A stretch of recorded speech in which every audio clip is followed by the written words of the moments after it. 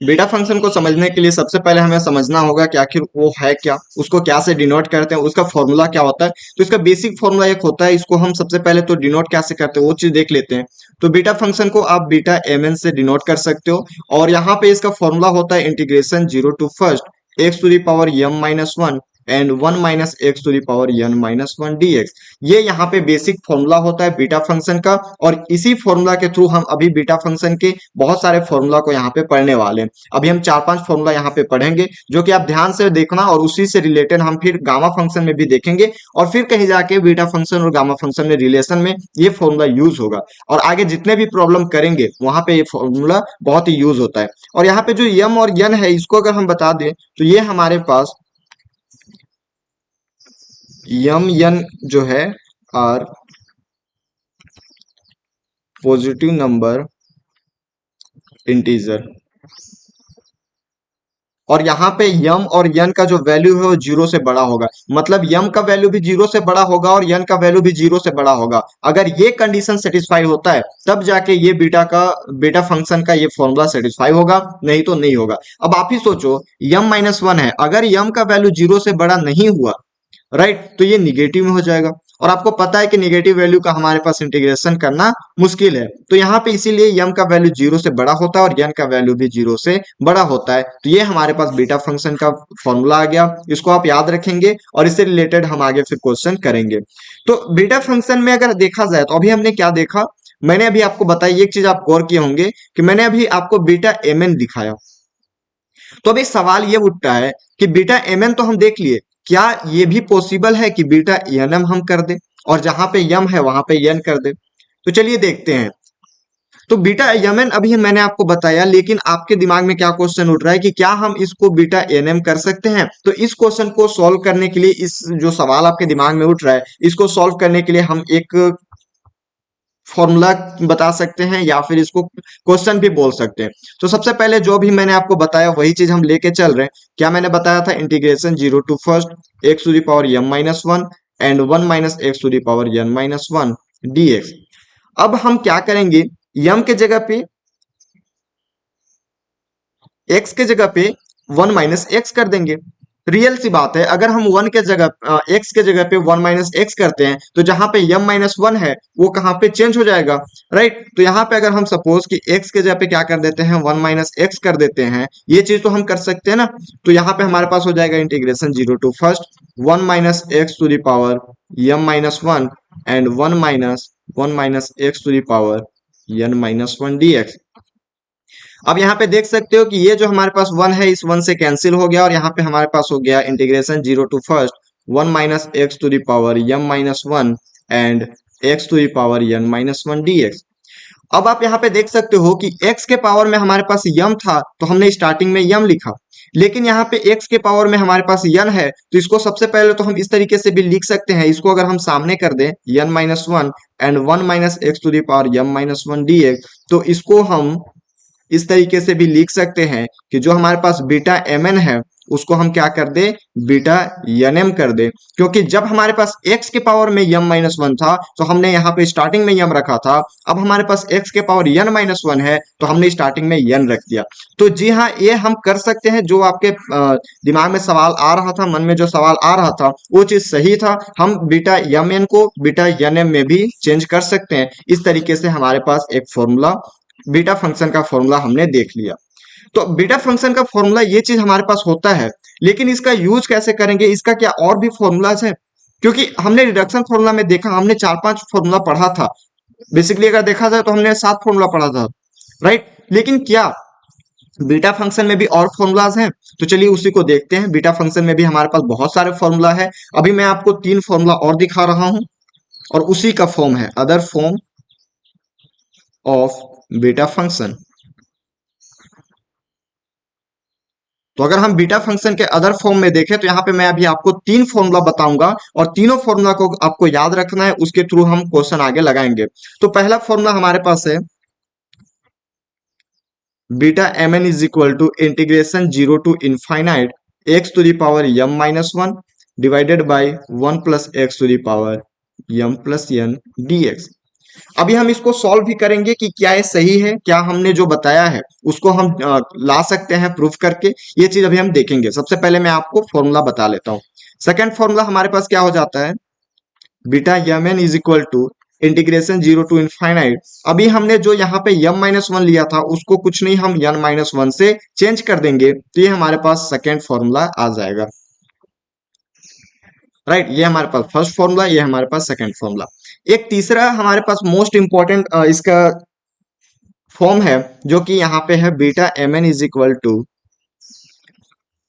Integration zero to pi by two and sine to the power two m minus one theta cos to the power two n minus one d D theta.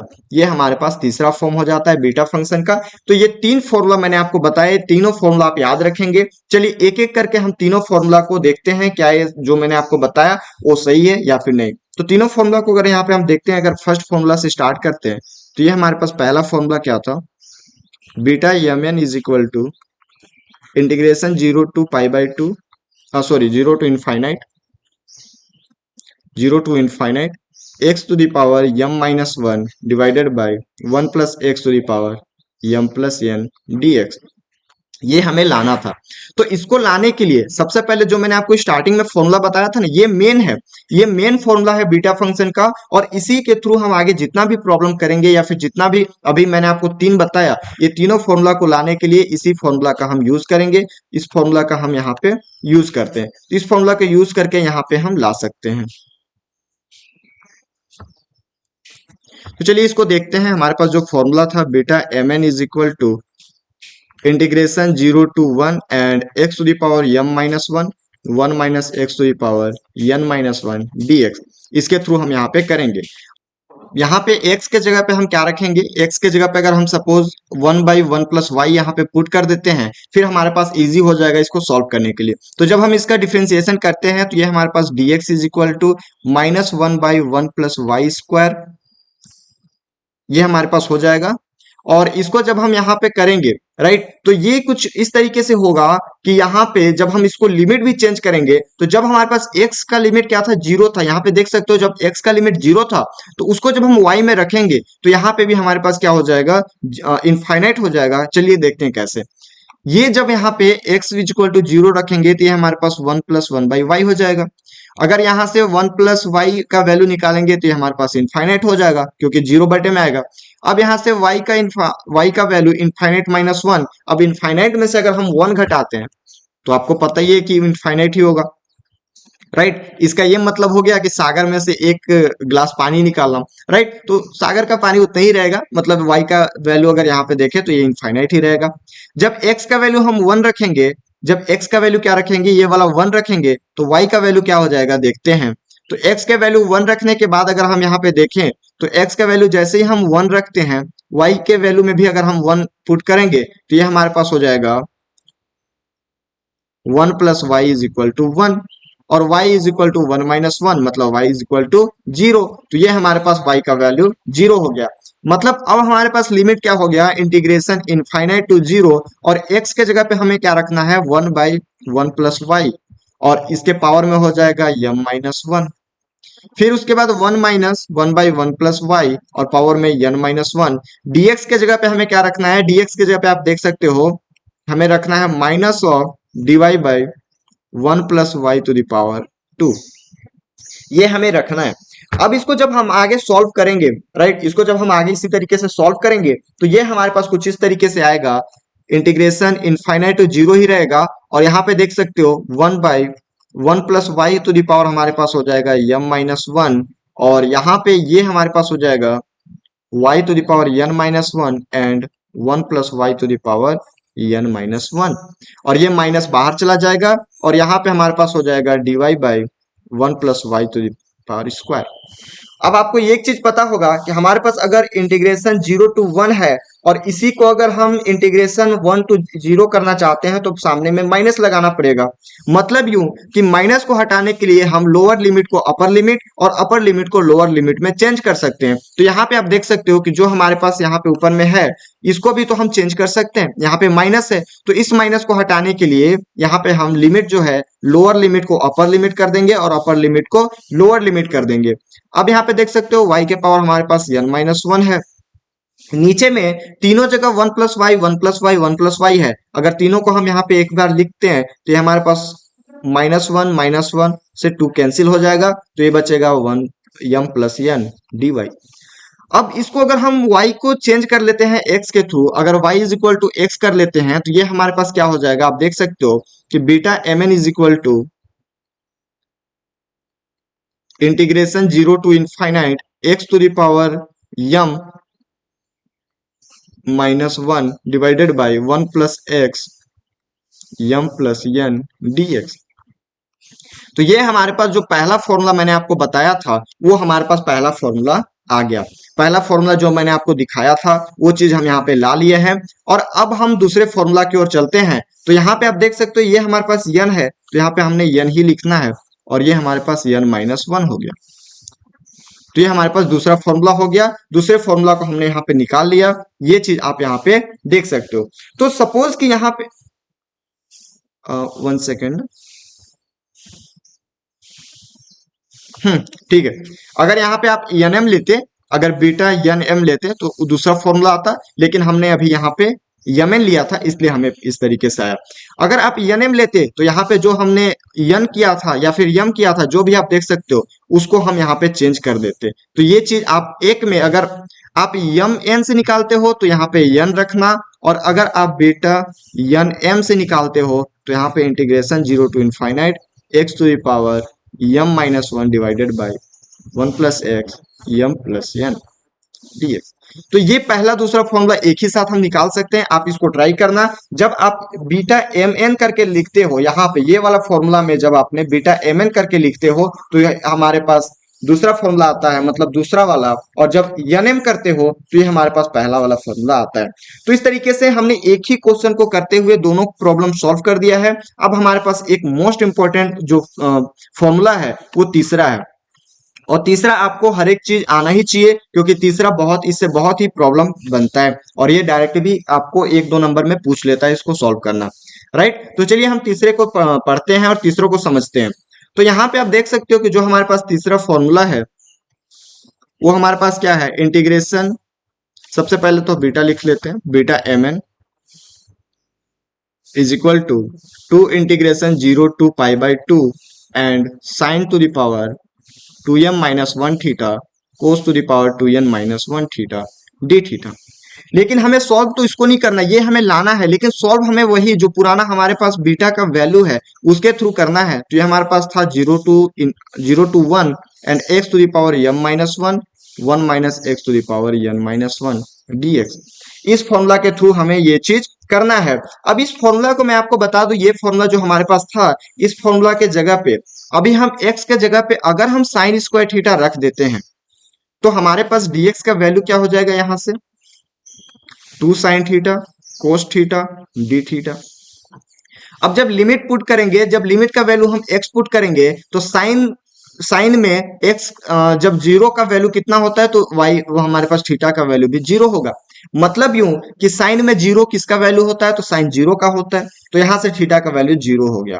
Suppose कि हम यहाँ पे x का value 1 रख दिए तो theta का value sign में 1 साइन 90 का होता है, मतलब π/2 का होता है, तो थीटा का वैल्यू हमारे पास π/2 हो गया। तो लिमिट भी हमारे पास चेंज हो गया। लिमिट हमारे पास क्या हो गया 0 to π/2 एंड x के जगह पे हम रखेंगे साइन स्क्वायर थीटा और फिर यहाँ पे पावर में m -1 पहले से है, यहाँ पे हम रख देंगे 1 - साइन स्क्वायर थीटा और n -1 पहले से है ये हमारे पास। और dx के जगह पे हम क्या लिखेंगे तो dx के जगह पे हमारे पास हो जाएगा 2 sin theta cos theta d theta.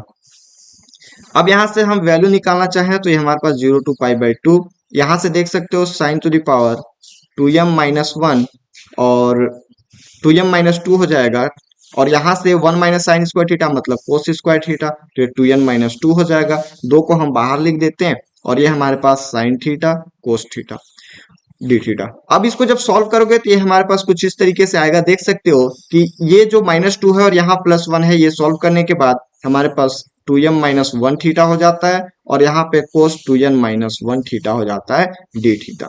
तो यही चीज हमें लाना था और ये चीज हमने सॉल्व कर दिया है। तो इस तरीके से ये भी फॉर्मूला हमारा यहाँ पे कंप्लीट होता है, जो कि ये फॉर्मूला नंबर 3 था। तो इस तरीके से सबसे पहले हमने बीटा फंक्शन को देखा, उसके बाद बीटा फंक्शन से रिलेटेड हमने तीन फॉर्मूला तो यहाँ पढ़ा, एक मेन फॉर्मूला पढ़ा था, ये हमारे पास बीटा फंक्शन है। अब इन तीनों फॉर्मूला को तो हमने इवेल्युएट करके देख लिया कि ये फॉर्मूला सही है और ये फॉर्मूला आता है, लेकिन क्या जो हमने मेन फॉर्मूला पढ़ा था उसको भी हम इवेल्युएट कर सकते हैं? तो मेन फॉर्मूला की अगर हम बात करें इस वाले फॉर्मूला को, तो क्या हम इसको भी इवेल्युएट कर सकते हैं? चलिए इसको करके देखते हैं।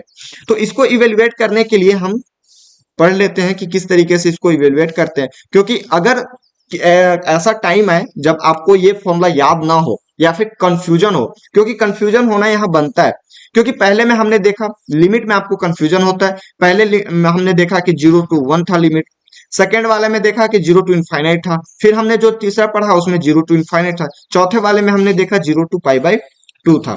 तो यहाँ से सबसे पहले हम इवेल्युएट ऑफ बीटा फंक्शन को देखते हैं।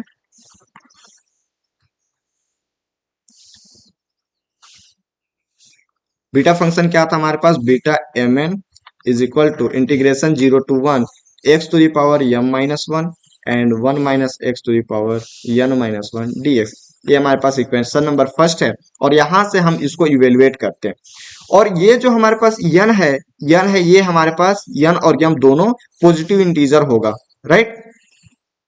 यम और यन का वैल्यू 0 से बड़ा होगा और ये दोनों पॉजिटिव इंटीजर होगा। जब पॉजिटिव इंटीजर होगा तभी हम इसको सॉल्व कर सकते हैं। जी हाँ, चलिए इसको हम आगे देखते हैं। तो ये चीज आप यहाँ पे देख सकते हो कि बीटा mn और यहाँ पे जो वैल्यू हमारे पास आया है, इसको अगर हम इसको फर्स्ट फंक्शन मान लेते हैं और इसको क्या मान लेते हैं? सेकंड फंक्शन मान लेते हैं। सो इसको हम फर्स्ट मान लेते हैं, ये इसको हम फर्स्ट मान लेते हैं ताकि हमें बाईपास फॉर्मूला यूज करने में इजी पड़े। तो जब हम इसको बाईपास फॉर्मूला के थ्रू यूज करते हैं, इंटीग्रेट करते हैं, तो ये हमारे पास हो जाता है 1 minus x to the power n-1 and integration of second function, तो ये हमारे पास हो जाएगा m divided by m, limit हो जाएगा 0 to 1 minus of integration 0 to 1 differentiation of first function मतलब n-1 1 minus x to the power n-2 and -1, right. उसके बाद इंटीग्रेशन ऑफ सेकेंड फंक्शन, तो ये हमारे पास x to the power m divided by m dx। अब यहां से आप देख सकते हो कि ये तो हमारे पास जब 1 रखेंगे तो यहाँ पे 1 रखेंगे तो ये 0 हो जाएगा, जब 0 रखेंगे तो टोटल 0 हो गया, मतलब यूं कि ये पूरा हमारे पास 0 हो गया। बचा ये, तो ये आप देख सकते हो ये माइनस प्लस हो गया, n-1 और बटे में m, ये हमारे पास कांस्टेंट है, इसको हम बाहर लिख लेते हैं। उसके बाद ये देख सकते हो 1 minus x to the power क्या हो गया? n-2 and x to the power m dx, right. उसी तरीके से अगेन फिर हम करेंगे, तो यहाँ पे देख सकते हो ये हमारे पास फिर से करेंगे, तो ये हमारे पास अभी हमारे पास जब हम एक बार इसको इंटीग्रेट किए तो n-1 डिवाइडेड बाई m आया। जब हम सेकेंड बार इंटीग्रेट करेंगे, सेकेंड बार इंटीग्रेट करने के बाद हमारे पास क्या हो जाएगा? n-1 divided by m, n-3 sorry n-2 divided by m+1 और यहाँ पे integration 0 to 1 minus x to the power n-3 हो जाएगा और x के पावर m+1 हो जाएगा। इसी तरीके से अगेन अगेन हम अगर इंटीग्रेशन करते जाए, अगेन इंटीग्रेशन करते जाए, बार बार इंटीग्रेशन करते जाए, तो ये हमारे पास वैल्यू क्या हो जाएगा? बीटा mn का वैल्यू हमारे पास आ जाएगा n-1 n-2 और उसके बाद देखा जाए तो इसी तरीके से ये हमारे पास 2 1 इस तरीके से आएगा और यहाँ पे m+1 m+2 इसी तरीके से हमारे पास हो जाएगा m+n-1। अब इसको हम इस तरीके से भी लिख सकते हैं, ये हमारे पास n-1 फैक्टोरियल लगा सकते हैं और यहाँ पे हमारे पास क्या है? m+1 and m+n-1, right. तो ये हमारे पास बीटा mn का वैल्यू हो गया। अगर m पॉजिटिव इंटीजर है m अगर पॉजिटिव इंटीजर है तो हम इसको लिख सकते हैं beta M n is equal to, या फिर beta n m is equal to हम क्या लिख सकते हैं, यम माइनस वन भी लिख सकते हैं, और नीचे में यन, यन प्लस वन, यन प्लस यम माइनस वन। मतलब कि ये दोनों हमारे पास फॉर्मूला हो गया, जो भी हमने देखा था उसके यहाँ पे फॉर्मूला आ गया। इस फॉर्मूला को भी हम यहाँ पे डायरेक्टली यूज करते हैं, जैसे हमने रिडक्शन फॉर्मूला में डायरेक्टली फॉर्मूला यूज करने के लिए बताया था, उसी तरीके से इसको भी हम डायरेक्टली यहाँ पे यूज कर सकते हैं। तो ये हमारे पास कुछ बीटा फंक्शन का फॉर्मूलाज हो गया। दो फॉर्मूला मैंने यहाँ पे आपको बताया, उसके बाद हमने यहाँ पे तीन फॉर्मूला पढ़ा था और एक मेन फॉर्मूला इसको हमने देखा था। इससे ही हम इसको इवेलुएट किए हैं, जब ये हमने देखा दोनों फॉर्मूला, वो मेन फॉर्मूला से ही इवेलुएट किया है। तो इस तरीके से बीटा फंक्शन का थ्योरी यहाँ पे कंप्लीट होता है।